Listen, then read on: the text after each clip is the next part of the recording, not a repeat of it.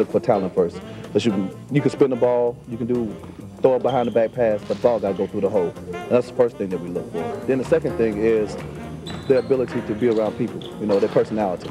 We don't want anybody choking the coach or kicking President Mandela in the leg or anything of that nature. Thirdly, you have to bring something special. We got guys on our team jump so high they get frequent flyer miles when they come down. So whatever they can bring special to the Globetrotters, those three things are our main ingredients of being Globetrotters. Paul Gaffney, a.k.a. Showtime, should know. He's been a Trotter for 15 years. Now he's looking for a few good men to join the ranks. The world-renowned Clowns of Basketball held their first ever minicamp in Houston for Trotter wannabes. To get the invite to the team's training camp in October, you have to impress Tex. Charles Tex Harrison joined the Globetrotters in 1954 and was a player for 18 years. Now he's called the coach of the coaches, eyeballing the prospects. Why do young men want to be Globetrotters today? Well, for any number of reasons. Number one, they become instant celebrities. Friends, the famous Harlem Globetrotter. How you doing? I've been striving my whole life to be like that cartoon. Just like the cartoon. Since I was watching Scooby-Doo and I saw the guy, dribbling outside the bus. I mean, the bus is moving so fast. How are you doing that? They're going to see the world. I've played in 117 countries. I've been around the world about 26 times. They'll get a chance to do that. Plus, they'll get a guaranteed paycheck that's a little more than working for a living. Anthony Atkinson has already experienced a moment to last a lifetime. Book it. He's the guy who single-handedly won the 2007 Division II National Championship for Barton College by scoring 10 straight points in the game's final 40 seconds. He was one of 5 players chosen in the Globetrotters' first ever draft in July. Atkinson, layup, good! Everything they do in the NBA, you just come here to a more famous team, I think, because, they represent the positive side of it. You see so much negative thing on TV. It's just good to represent something positive, for basketball and for the kids nowadays. Luis da Silva became a familiar face after this eye-catching Nike spot. The inked-up kid from Jersey has already reached commercial stardom. Now he wants to go global. I shot numerous Nike commercials, have a movie coming out in September with Jodie Foster and Terrence Howard, but this would definitely put the icing on the cake. It's something I always wanted to do. You got to have game just to be on the team, but also you got to be a good person. That's why I respect the organization so much, because they're ambassadors of goodwill. They cross racial and ethnic lines, they cross political lines. They're just good people, ambassadors of goodwill. So that's what I'm trying to be a part of. Because this is the highest level of show basketball. Over 80 years. The history, the legends that's here, the opportunity to learn from some of the greatest in the business is priceless in itself. We just new ingredients to an old recipe. Basically, that's what we are. And, it's a new era. We're bringing in people who jump a little higher, that can play a little better abilities, So athletic is involved, and we're involved with the times in athletics. We're going to be the first team to play on the moon. Oh, boy.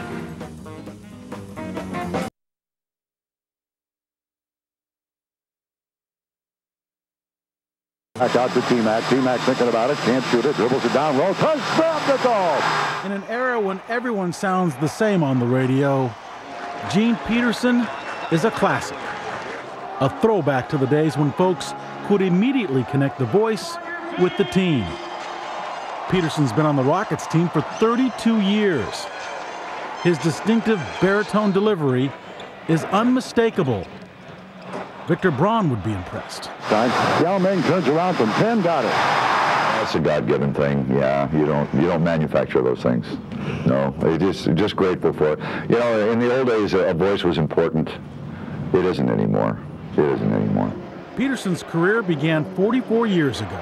My first job in Brookings, South Dakota, I still remember exactly what I made, $82.50 a week.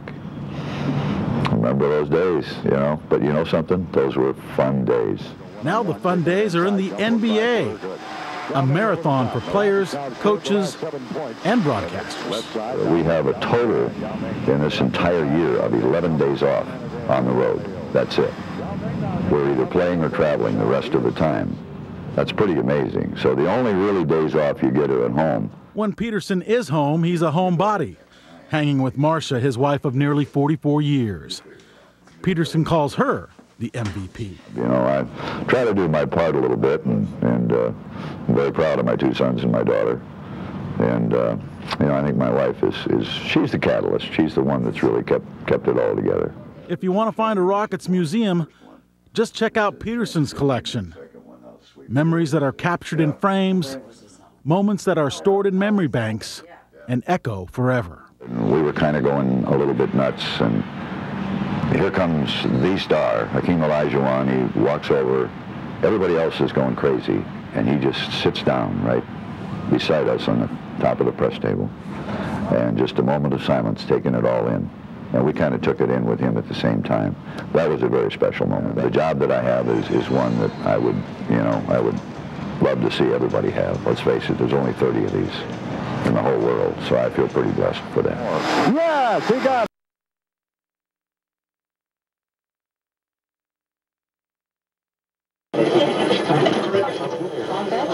Aubrey Huff's in right field, batting fifth. As long as there has been radio, there's been Milo Hamilton, or so it seems.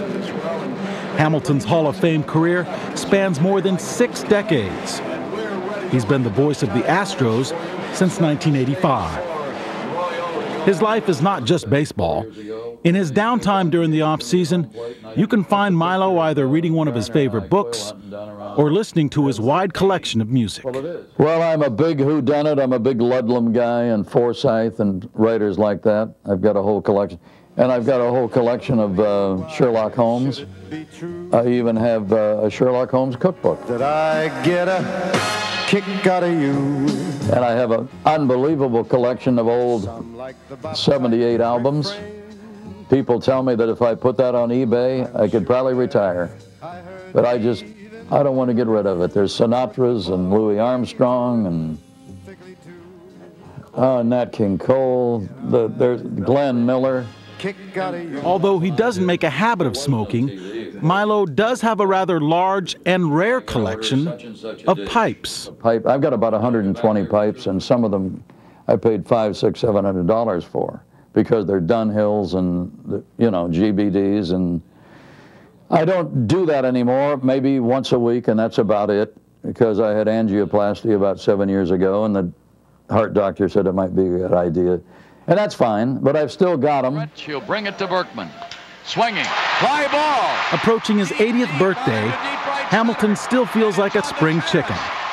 But he did cut back on Astros road trips this past season. One trip he couldn't make stays with him. I was supposed to go to Detroit because I had not been there, but that was the week that my daughter had a stroke, and I went to Atlanta for 6 days, and she passed away a few days later, so. My priority was to be there. Tough 16 months. I lost my wife and daughter in 16-month period. I've got both of their funeral programs in the chair where my wife sat here, and I put my daughters next to that, and I haven't touched a lot of things that my wife had here, and probably won't for a while. You never think of burying a child. And she was just short of her 53rd birthday. Milo carries on and plans to stay in the broadcast booth until the year 2010. He still has places to go and new ballparks to see. And I said I wanted to work till 2010. Then they could bring out the paper book and put the front page different and say 65 years at Milo's mic. And let these kids have something to shoot for. And the pitch.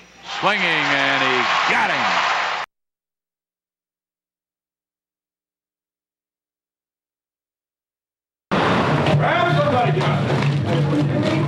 Go!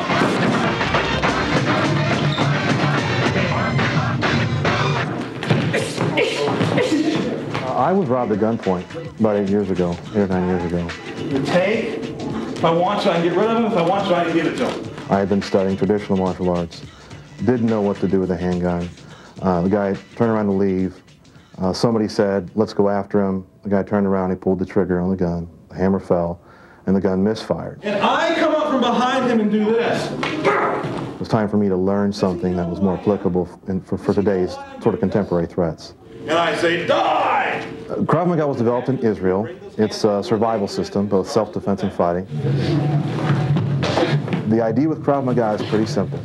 The technique must allow you to move from a position of disadvantage to a position of advantage against a stronger, a bigger, and a faster attacker.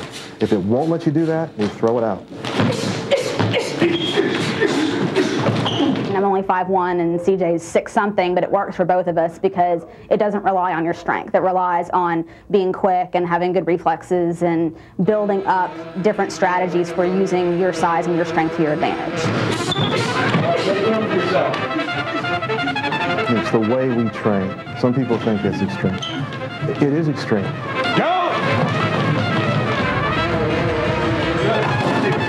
You have to train in an environment that mirrors and feels like, looks like an attack. If you don't, you'll simply shut down. Most people don't understand that when you're when someone tries to break you, when they're going to take your life or your quality of life, your fine motor skills go away. So you only have gross motor skills. You lose up to 50 IQ points. We don't want you thinking in the fight. We want you responding. Responding is different than defending. Defending is this, responding is going in and finishing the fight. And when you're learning Krav Maga, you're learning from the mistakes that cost people their lives, that cost people their quality of life. You're not the guinea pig, you've got the finished, refined system. It's a big deal. We have marathoners that come in here, and we put them through a 30-second drill, a minute drill, and they crawl off the floor. It's a different kind of fitness.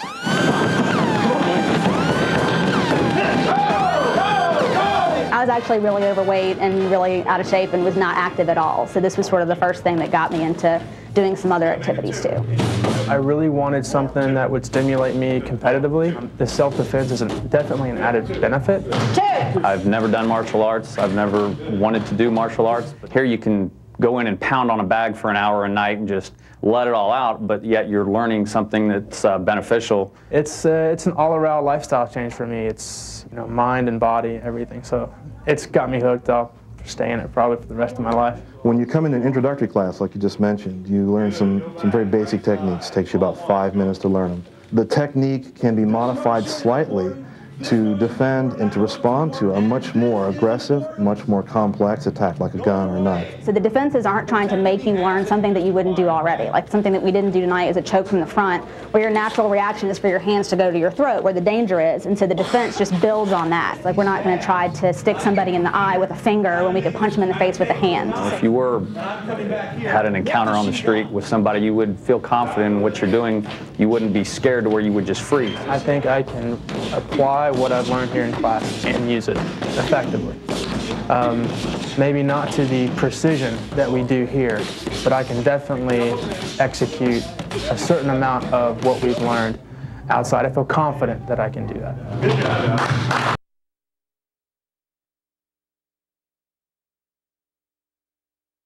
It's time for the official, and we are ready to rock at Reliance Stadium. Mark Vandermeer is a Renaissance man in stereo.